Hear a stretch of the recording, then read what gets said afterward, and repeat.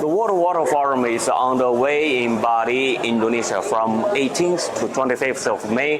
The heads of state, the heads of international organizations, high-level government officials, experts, scholars, entrepreneurs, and economists from all over the world will share their knowledge, experiences, and practices regarding a wide range of topics related to water.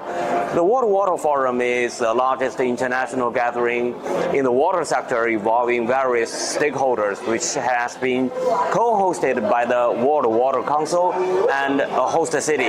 The forum is held every 3 years and has been taking place since 1997. The World Water Forum is not just a conference, it includes a 3-year preparation phase, a 1-week event, and a presentation of the results with ongoing support for collective action.